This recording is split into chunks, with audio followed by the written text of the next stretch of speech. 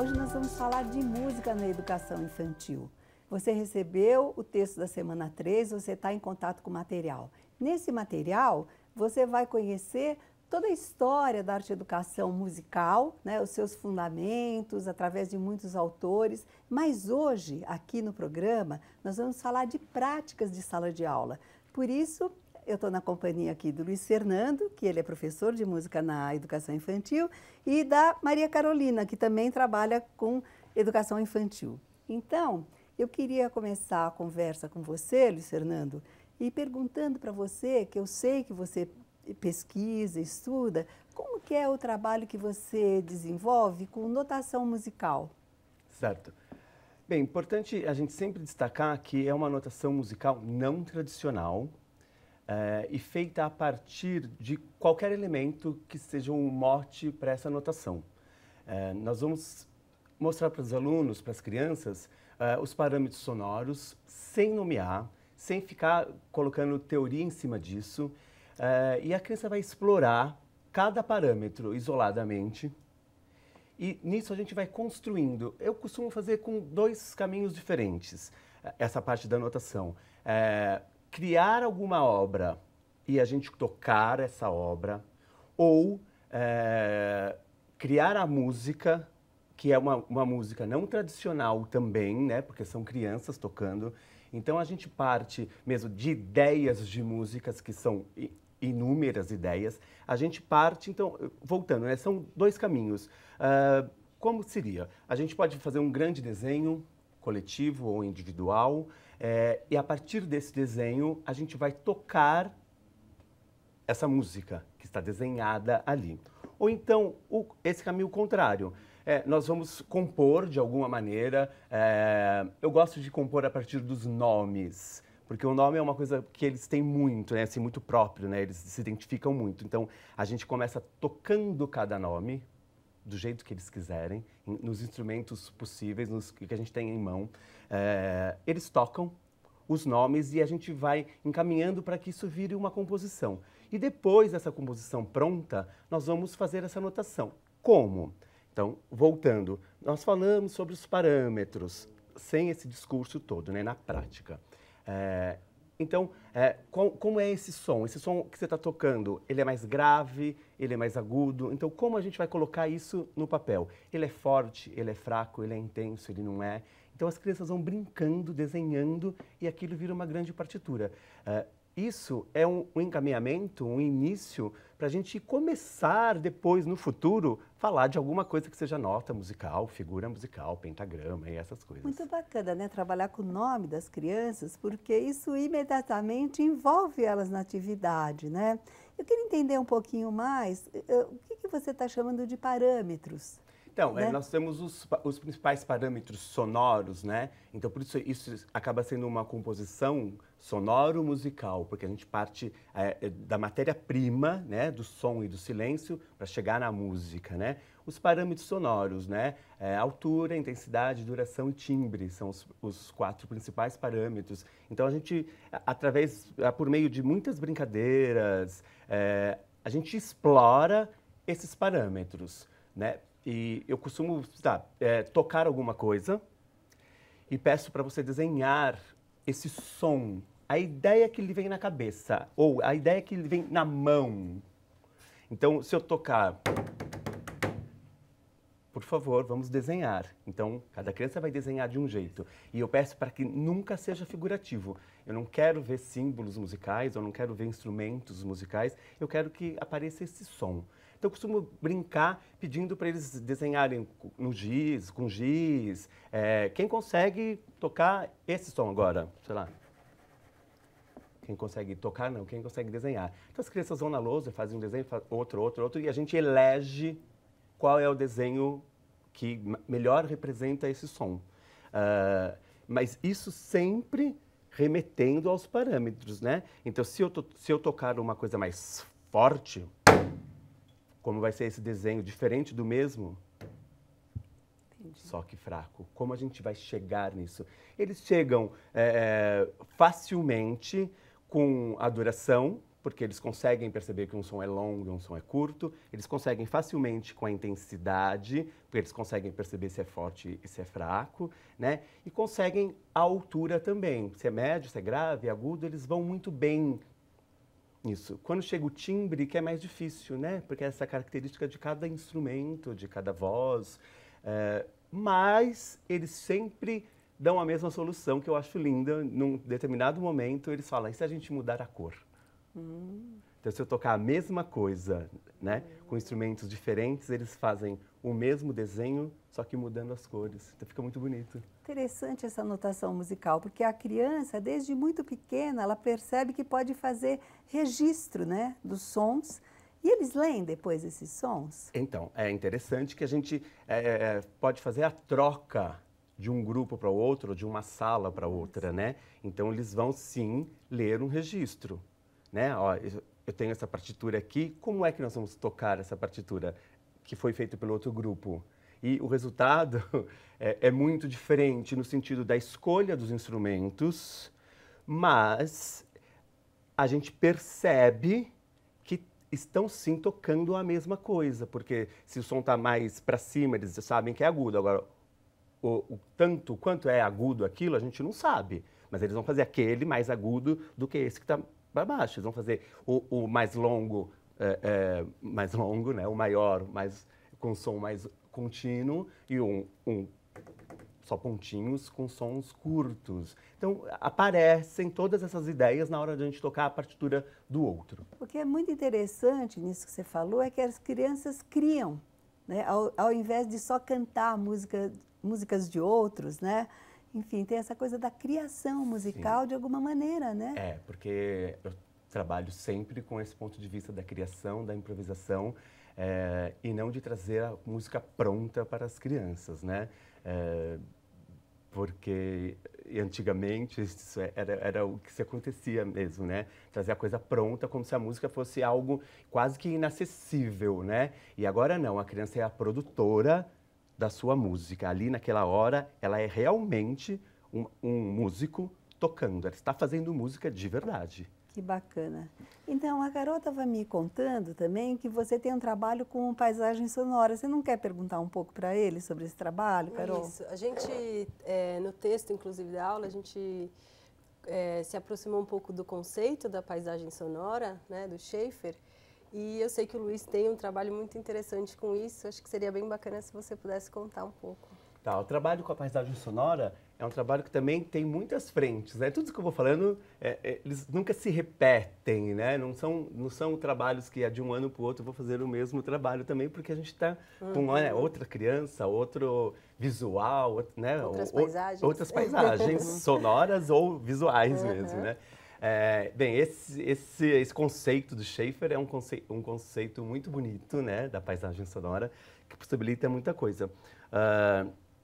Então, sei lá, uma das práticas é sair sim pela escola colhendo o seu material sonoro. Colhendo como?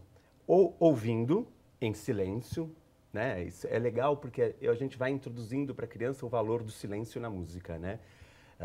Então a gente sai em silêncio, colhendo, só ouvindo, e depois em sala a gente fala os sons que a gente colheu, ou se possível, se a gente tiver material para um gravador, a gente sai gravando, colhendo esses sons, né? E depois a gente vai ouvi-los. Supondo que a gente só tenha ouvido, listamos os sons lá, cada criança foi falando, e aí nós vamos compor com esses sons que eles listaram. E muitas vezes é só usando um passarinho. A gente não vai usar o passarinho se a gente não gravou. Quando a gente gravou, a gente usa mesmo. Mas, como é que faz o passarinho? O passarinho pode ser com a voz, o passarinho pode ser com um instrumento que a criança acha, mas aquilo lá parece um passarinho. Então, nós vamos compor com esses sons, utilizando esses sons. Faço muito também a paisagem sonora interior, para mostrar a diferença da paisagem sonora exterior e interior. Então, qual é a paisagem sonora que nós temos aqui agora? Né? Um barulho de uma câmera, alguma coisa assim, um ruído, um outro. Então, a partir disso também nós podemos compor. Isso. E acho interessante, muito bonito também, quando a gente não pode ou não quer sair, está impossibilitado, e a gente pode fazer a paisagem sonora de um vídeo que a gente está vendo, a gente pode fazer a paisagem sonora de um quadro que seja uma paisagem, por exemplo. Vamos imaginar que sons que tem nesse quadro. Então, outro dia fizemos com uma Tarsila do Amaral, um quadro que tinha o trem, tinha um sino, tinha um monte de... Né? Então, qual é a paisagem sonora disso? Nós não estamos ouvindo, mas nós podemos imaginar, né? Então, é um conceito que abre muitas possibilidades, esse conceito da paisagem sonora. Já fiz, aí sim, com os alunos um pouco maiores, de passeio pelo centro da cidade, colher todos aqueles lá, tirar foto e fazer uma composição com aqueles sons, ao mesmo tempo que a gente mostrava as imagens do lugar. Então, era uma exposição sonoro, visual e musical, e sonora, né? Bem interessante. Carol, a gente estava conversando também que ele trabalha com histórias e música, né? Sim. Acho que as histórias estão muito presentes, né, na vida das crianças, e o Luiz desenvolve um trabalho muito interessante também a partir de histórias que as próprias crianças também criam. Né?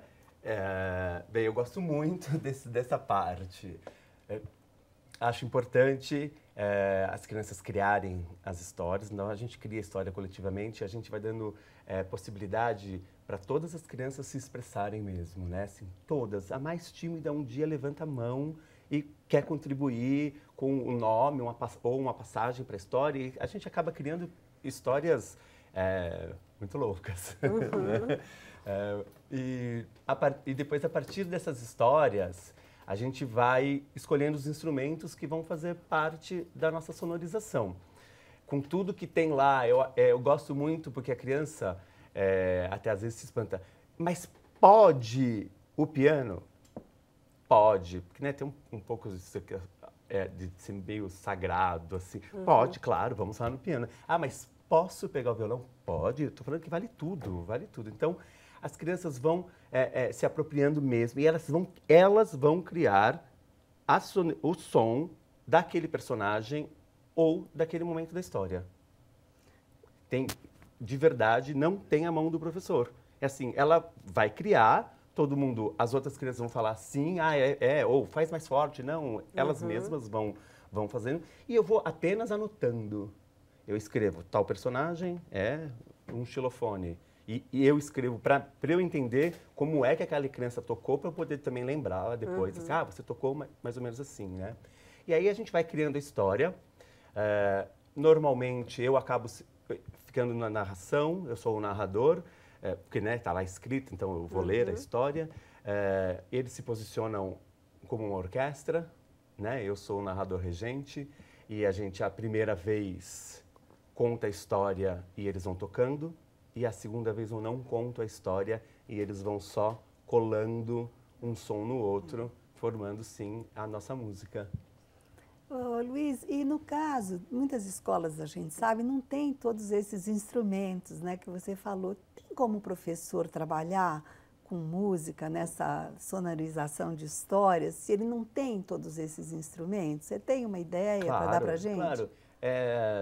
Bem, primeiro nós temos a voz, né, que é o nosso primeiro instrumento. Então, se fosse só com vozes, já conseguiríamos fazer. Mas, além das vozes, nós temos todos os instrumentos não tradicionais na nossa mão, né? A caneta, o caderno, a cadeira, a porta. Isso serve muito, eu gosto muito dessa composição com esses instrumentos do cotidiano, poderia dizer assim. Ou, se a gente quiser fazer um trabalho paralelo de construção de instrumentos, então vamos fazer um trabalho de construção. Com material reciclado, com sucata, a gente pode construir alguns ou inúmeros instrumentos, né? Os chamados cotidiáfonos mesmo, né? Com elementos do cotidiano. Tem até nome, interessante. Tem. Então, a gente pode criar a partir desses instrumentos. Eu até prefiro usar a própria cadeira, o lápis, o caderno, os óculos, do que a construção do instrumento mesmo, que demanda um outro tempo, né? Porque são 2 tempos aí. E é muito fácil. Agora, se a gente quisesse compor alguma coisa, nós temos aqui milhões de instrumentos ao nosso redor. Agora, tem uma coisa interessante, Luiz, que a gente até vê isso na arte e educação contemporânea, que se relaciona com o repertório, né, que a gente vai ampliando, que a criança já traz, mas que a gente vai ampliando esse repertório. Até mesmo para as histórias, por exemplo, eu sei que você costuma usar o Pedro e o Lobo, né, assim, como partida, né, assim, para que as crianças apreciem, possam também criar, aí sim, suas próprias histórias. Mas o repertório tem um papel fundamental também, né, na prática da sala de aula. Sempre a gente mostrar, né, que alguém já fez de outra maneira até, né, assim, no caso do Pedro Lobo, e não só o Pedro Lobo. Alguém já fez, né, tem uma referência, o que é que a gente, onde é que a gente vai chegar, onde é que eu quero chegar com vocês? Ó, vai ter uma história que a gente vai contar, olha essa, como já foi pensada, né? E não só, eu acho muito interessante mostrar o Pedro Lobo, que a gente já faz um trabalhão ali, né? Já mostra os instrumentos, já tem um monte de coisa. Mas também com histórias da cultura tradicional, que são histórias cantadas da cultura tradicional, né? Então, isso eu mostro sempre. Então, a gente ouve uma história onde no meio tem alguma canção, né? Ou histórias que são contadas, narradas e que também tem essa sonorização no meio. Sempre eu acho importante a gente mostrar o que já existe, né? O que é bem feitinho, bem acabado, né? Sempre, claro, selecionando o que a gente tem de bom para mostrar para eles, né? Que bom. Bom, muito obrigada, Luiz, muito obrigada, Carol. Então, nós vamos finalizar hoje aqui essa nossa conversa e eu acho que foi muito interessante, né, a gente poder ter esse contato direto com alguém que dá aula de música na educação infantil. Então, até o próximo programa.